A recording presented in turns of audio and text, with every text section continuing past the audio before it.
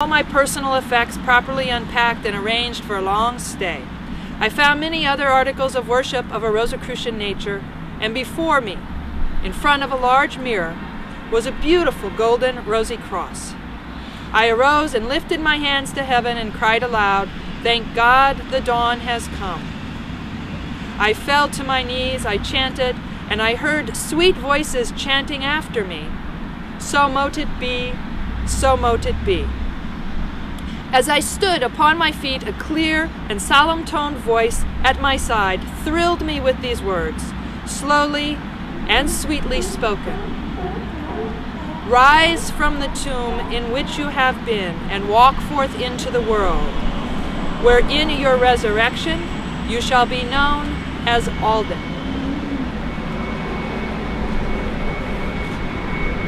On Friday, May 3rd, I was led by my master to a place between two of the green hills where was marked with a huge white cross the place where the Rosicrucian stone was brought and buried. And the place where the Rosicrucian stone was brought and buried in American soil was here before white people lived here. At the same time, I worshipped in the ruins of an old temple erected to our work long before there was any other temple in America, as the masters told me in Toulouse. I was able to photograph these things and to keep notes, and these I shall always cherish. The days came and passed so quickly and so gloriously that when the last day came and my transition was completed, I could only weep and ask that I might once come again. And so a date was set for my return, and a date and event which all my brothers and sisters of our lodge in New York must help me prepare for. I realize that this account will be taken as a mystic story, but the facts are true, and life hereafter will prove it. Indeed, when H. Spencer Lewis returned to New York, they made plans to move the headquarters of the Rosicrucian order to San Francisco with the help of this frater, who was local in San Francisco. And H. Spencer Lewis said repeatedly, "Our goal was never San Francisco, it was always California, to be reunited with this mystical tradition, the foundation of which had been laid at that time about 320 years before, now more than 400 years ago." No one knows exactly where the chest of papers and objects and the jewel with the coral rose cross was buried for H. Spencer Lewis to find. There are two locations in this area that are most probable. One is in a vault under the chapel of the chapel of the Blessed Sacrament at the mission that we're going to be visiting shortly. The other, interestingly enough, is closer here. He said it was in the seaside. And this area, in a place called the Gray Eagle Terrace, H. Spencer Lewis came here and he stayed in a hut between 3 pine trees that were in a triangle in this area. And this is where he found himself in this mystical experience. And he came back many times later, and we have photographs of him being here with his family, and Rosicrucians throughout the decades came to these same places. Usually the location that is identified is now part of the Carmel mission, and the old adobe huts have actually had buildings built around them, and that's what we're going to see later on.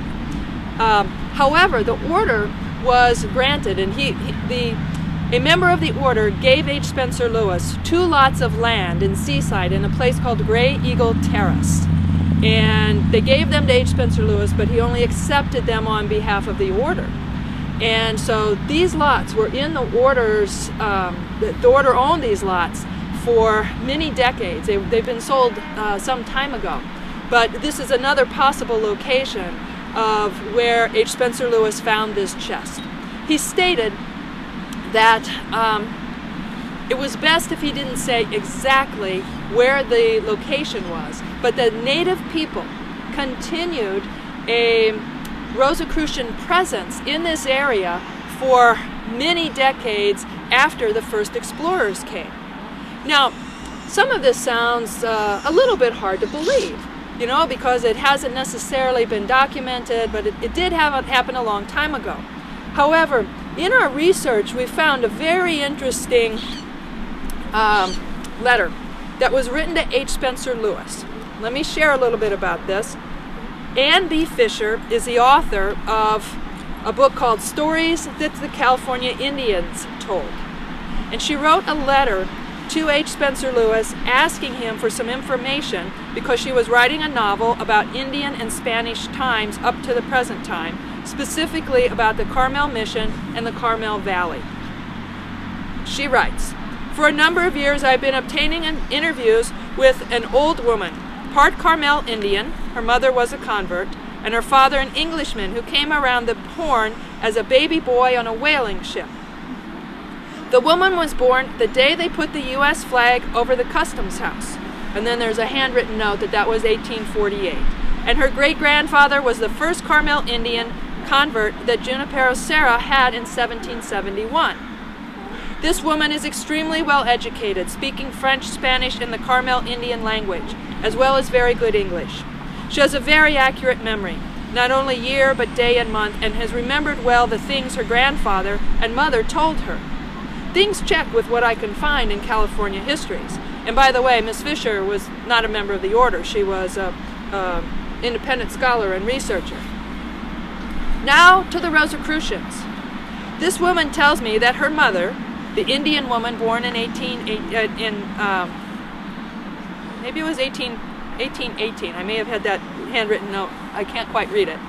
And some different people at a cove down the coast from Point Lobos, they had a cross with the rose in the center, like a great Castilian rose about to open. They had purple on their robes, and the cross was silver with a coral rose. They told her in Spanish or Latin, I cannot find which, that they were brothers of the Rosy Cross. I am giving you what the old lady told me. She didn't know anything about my affairs, and she is, or was, a very devout Catholic." So we're never going to know, perhaps, the exact location of where H. Spencer Lewis found the chest that included the documents and the items and the jewels that would be used as part of the reestablishment of the Rosicrucian tradition in America. H. Spencer Lewis was very specific about who Alden was. And again, he accepted this name not only for himself, and every time that he wrote the most mystical documents from Rosicrucian Park, he wrote that they were from the Temple of Alden. And he stated that in his next incarnation, his name will be Alden, or Sar Alden. But it's very clear that H. Spencer Lewis knew that Alden was one of the mystic masters of the Great White Brotherhood who was responsible for establishing the Rosicrucian tradition, the esoteric tradition in North America, who was responsible for this part of the world as Rosicrucian knowledge was placed at various points around the globe. And H. Spencer Lewis was led to the exact place, not only led to it, but then given land in the same area as part of reestablishing this tradition, along with the knowledge that he received from the Rosicrucians in Toulouse in France. Now I'd like to read something from this poem that Frederick mentioned earlier. It's called To the Temple of Alden, written by Royal Thurston, and Royal Thurston was one of the pen names of H. Spencer Lewis. 100 generations here have come and wandered over these hills and faced the light. 100 times slight man from mortal womb has leapt and lapsed again into the night. Here tribesmen dwelt and fought and cursed their star and scoured both land and sea to sate their needs. Prophetic eyes of Alden gazed here afar and laid the cornerstone of mystic deeds.